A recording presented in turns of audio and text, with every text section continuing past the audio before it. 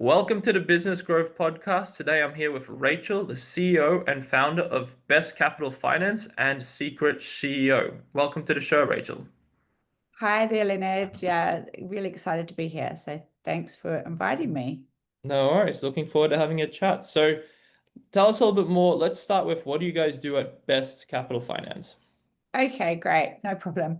Um, yeah, so Best Capital Finance is really a capital advisory, investment advisory firm that helps people access alternative asset classes. And really, a bit like you, it's where we help connect people that are wanting to get into things outside the property. So where they're wanting to invest in things outside the property, which is mainly obviously going to be share market and going to be uh, private credit, alternative asset classes.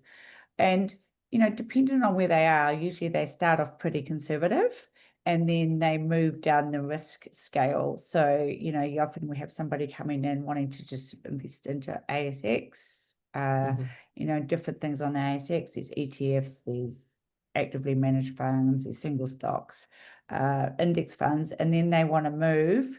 Once they sort of get familiar and comfortable with that, they want to move down the risk spectrum. Once they Mm-hmm. understand more, know what they're doing, and can start seeing distributions come in.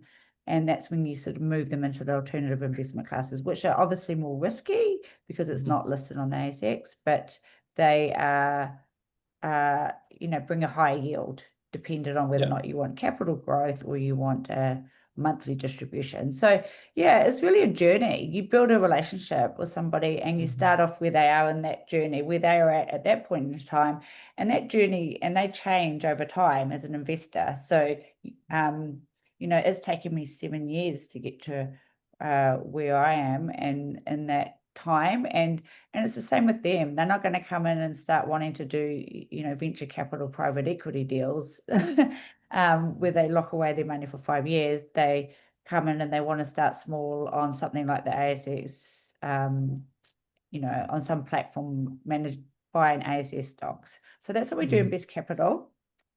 Okay, And then nice. Yeah, just, that sounds really interesting. And then yeah, what got you into that initially? Like where did the idea come from to start a business like that?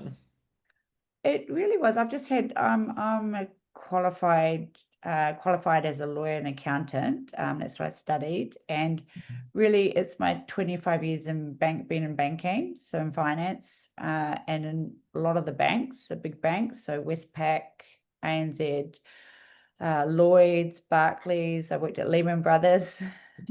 So a long history of working in banking, going from retail customers right through to institutional customers. So just a long career. And then the last stint I did was within private wealth in Westpac. So I did quite a lot of work around building Mm-hmm. wealth, building income and building wealth for clients. And that sort of was a platform that got me into Best Capital. Yeah. Okay. And then what are some of like the current projects that you guys are working on in Best Capital? Uh, Really, we're doing a lot. I mean, depending on where you are on that risk spectrum, Hmm. we've been even working with some offshore um, venture capital.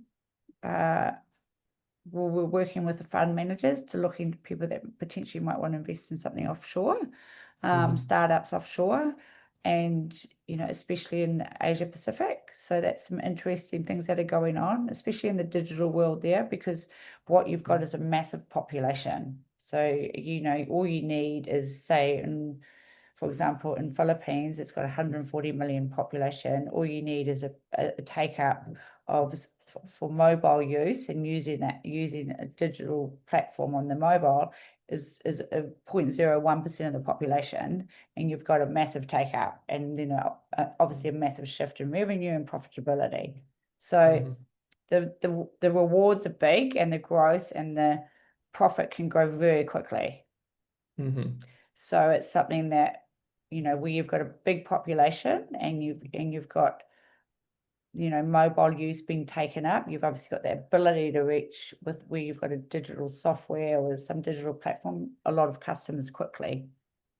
So, Okay. so that's been an area of interest. Okay, nice. And is that going to be like you're going to base it on what you see is working in like another marketplace and then looking to set it up in, like you said, like in another place where they don't quite have that yet? Probably not, no, because obviously you're very constrained by what is population size. Mm-hmm. Something like in Australia or even New Zealand, which is a lot smaller population, you've got to get a bigger share of the population, to get real traction. So because it's a smaller population size, so the market share you need to get is bigger. Mm-hmm. So it's just that's the benefit of going to those types of countries. But Mm-hmm. obviously there's more risk because you've got to you're going to have to know the people that are on the boards and the management structure and how has it been managed and you can't touch and feel it because it's not based in Australia. Yeah. Yeah. And I imagine difference in culture would also have an impact in how you Yeah, then do the cult marketing, how you run the business, all that would have an impact. absolutely. Trusting the people that you're working with. Uh, yeah, you've really got to understand, really get to know the business. Mm-hmm. Yeah. Okay. And then how do you see like the industry changing in the next couple of years with the whole wealth management?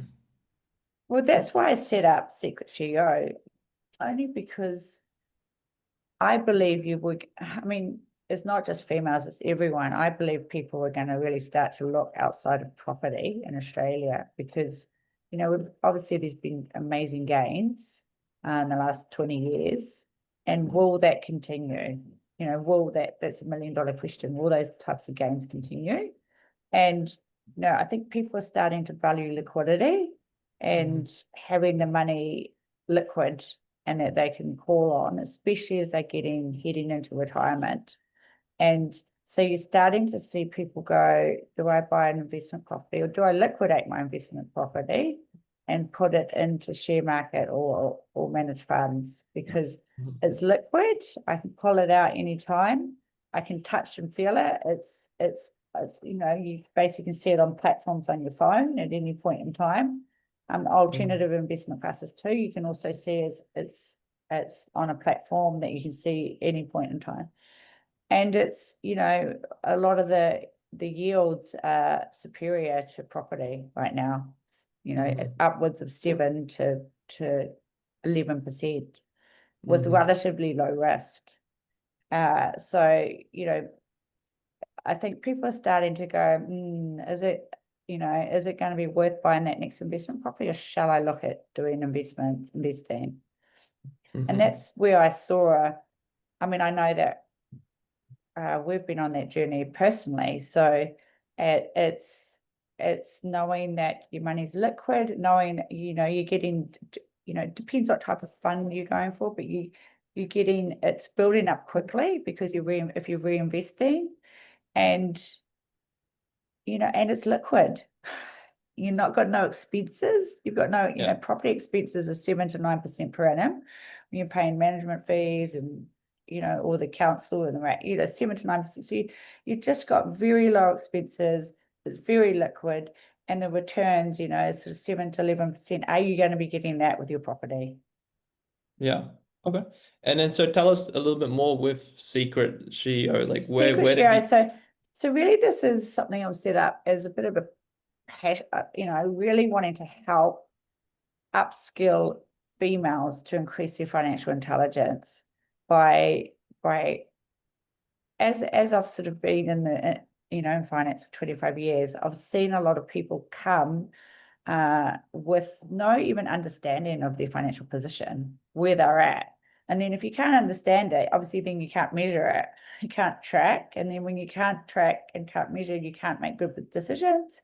And then that obviously means that you just stay stuck and don't do anything.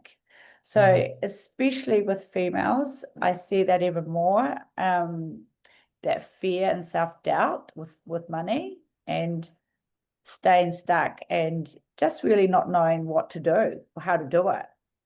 And Mhm.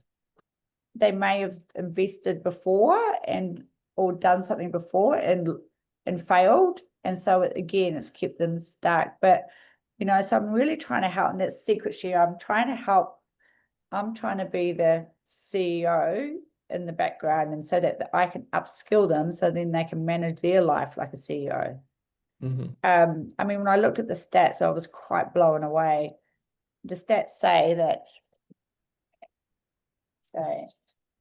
94% of females manage the household finances. So Wow. so it's 94% manage the house, and I feel like that is the case. Like when I talk to people, females, typically in a household and a family situation, it's a woman running everything, paying the bills, putting the money in the bank accounts, putting in the money in term deposit. It's a woman doing it because the man's working. Do you know? It's usually being the main. Typically, I'm saying typically being the main breadwinner. And Yeah. then in that, the stats say that 59% are the primary financial decision makers.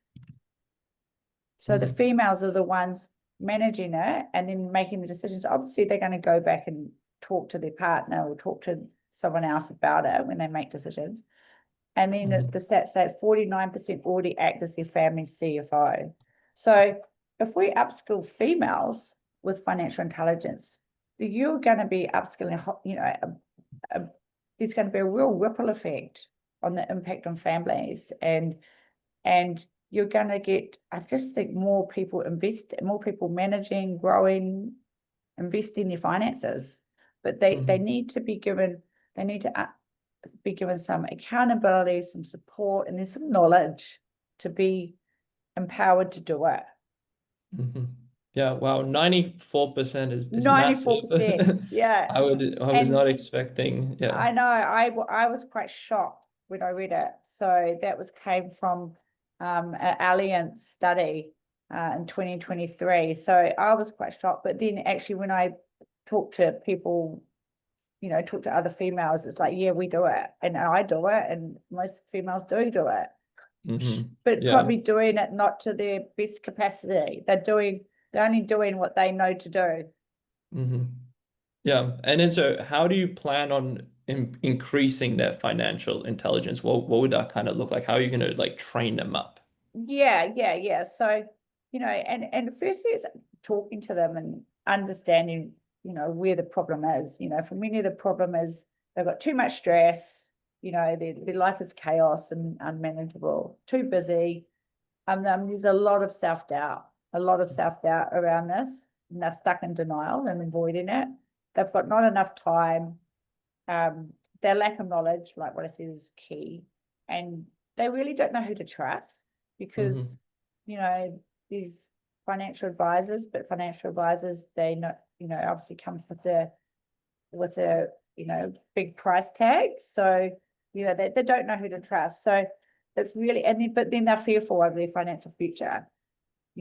As people get older, they start being more fearful over their financial future because they're planning for retirement. So that in turn is causing stress and doubt in families because there's uncertainty and they're not doing anything about it and they don't know where to turn. And so, obviously, what's the impact of that? That affects your physical, emotional, mental health, work, and relationships. If you're stressing over financial, and we've all done that. I've been there. We've all been there. When you stress, you've got that fear of economic insecurity. It could affect relationships, everything. It affects everything.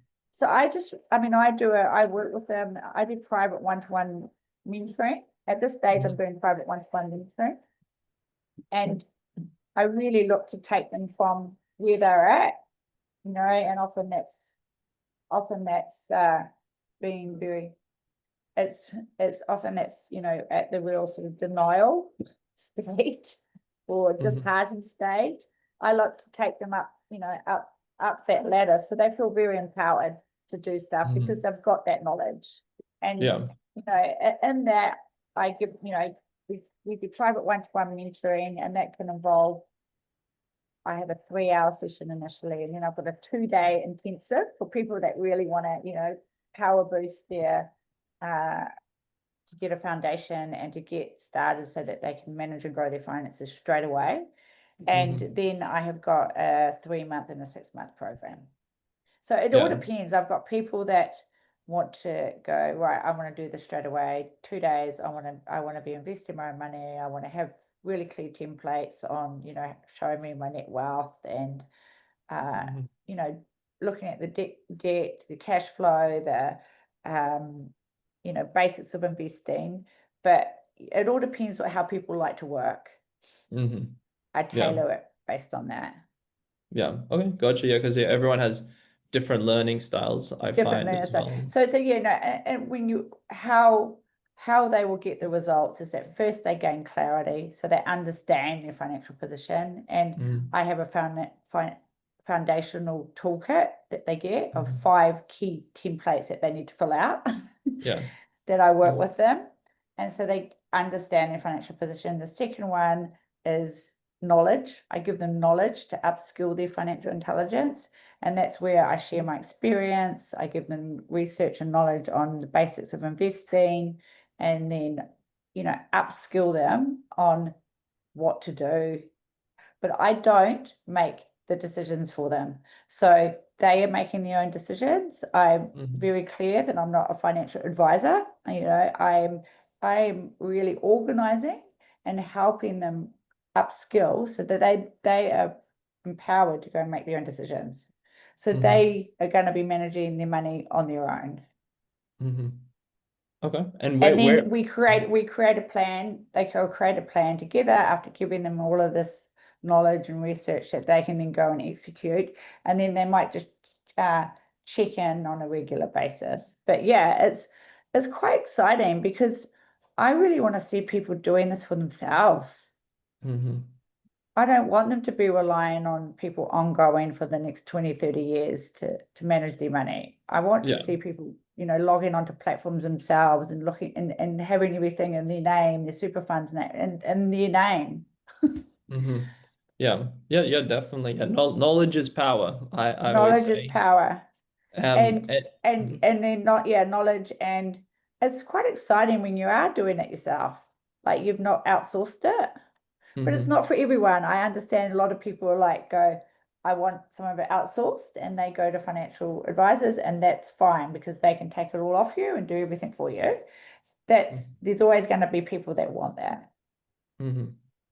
And then what are you doing in terms of where are you finding these women to help? Like, what's your client acquisition process for this? Yeah, so I'm going to be going to women in business events. So business Mhm. owners, going to people that uh, are heading into retirement. So the sort of 50s plus um, females that are heading into retirement or retirement villages, and really just, people that are working even in jobs, because this is just not for business owners. This is for anyone. And that's quite the quite great thing about it. This is for anyone that's wanting to really get a better grip on their Mhm. finances, organize it, manage it, and grow it with support. So Mhm. it's anyone that wants to invest in themselves and Okay. and manage their own money well. Mhm. So yeah, it's what I'm finding is a lot of it. But I could also be starting to look at young females, because younger females are starting to think about this too, coming out of school and universities, and how do I get my money working for me? Mhm.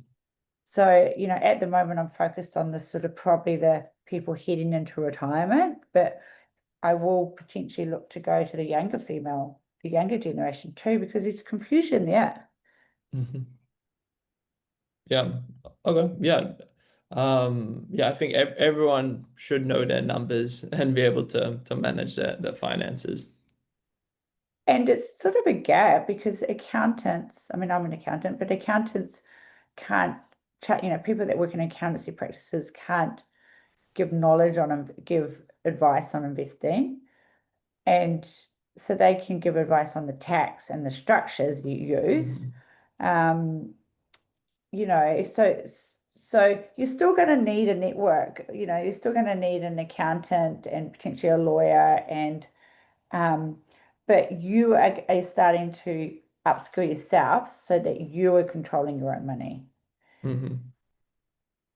Yeah. Cool. So I know we're starting to run out of time here. Yeah. So let's finish on what's like next for Secret Shio. What's some of the goals that you have that you want to do like for this year? Well, there's not much left, not time There left in this isn't. year, Yeah. is there? Yeah. I'm sort of, I'm sort of like just launched it and getting the word out there, but that's probably all that's going to happen this year. Hope work with a few women that are needing help this year, but it's mainly going to be really kicking off next year. But yeah, I've got a webinar coming up on planning for your retirement, Mhm. which I've already got quite a few participants, and on the 20th of November. So giving some insights and some tips on planning for your retirement, especially, start I always start from the end and work backwards and Mm. making people look at what it is that they actually gonna need to have and then working backwards to the present day. So, a Mhm. lot of people haven't even done that work. So that's the first thing that is on my agenda. And then it's really just, yeah, carrying the message out there that this is available for females uh, to access. And I would love to next year get a tribe, get a community of women, and get a mastermind group where you actually have females in there that are interacting, asking lots of questions on investing, on what they can do with their finances, what people are doing. I'd love to get that community going too, but that will Mhm. happen over time. Mhm. Yeah, yeah, communities, yeah, definitely so important. I'm part of so many, like we were saying earlier, Yeah, like networks and everything, and then just leveraging everyone else's skill sets, learning from what they're doing, learning from their successes, learning from their setbacks. yeah, Yeah, it's really powerful, and it's like you're the average of the five people you spend most of your time with. So yeah, definitely a yeah. lot of value in having that Correct. community. So that's definitely what I want to do. And at the moment, it's just been sort of launching. You know what that's like. That takes a lot of effort just to get to that stage. Hmm. And then, yeah, so much I want to get out there. It's just, doing it in the right process and steps. Hmm. Yeah, yeah, definitely. Well, it's been great having you on the show. Where can people find you to learn a little bit more about what you do? Yeah, no problem. I've got a website, www.rachelhind.com, and really just reach out to me on LinkedIn. Obviously you don't need to go to the website you can go to the website to check out my credentials and testimonials, but reach out to me on LinkedIn and you can see a bit about all of my experience, some, recommendations that I've had, the type of work I've done in the history, and that everything I say is real. I'm a real person. I'm not a bot. Um, so reach out to me on LinkedIn, and I'm more than happy to jump on a 30-minute discovery call as to how I can help. As I said, I'm still in this sort of startup phase, so Mhm. uh, you know, everything's sort of moving very quickly. And the best way is just to reach out to me via direct message and I can then jump on a call via Mhm. LinkedIn, via Facebook, via socials, reach out with a direct message and I'll respond as soon as I can to get on the call with you. All right. Awesome. Well, I'll put those links in the show notes as well. Yeah. It's been great having you on the podcast.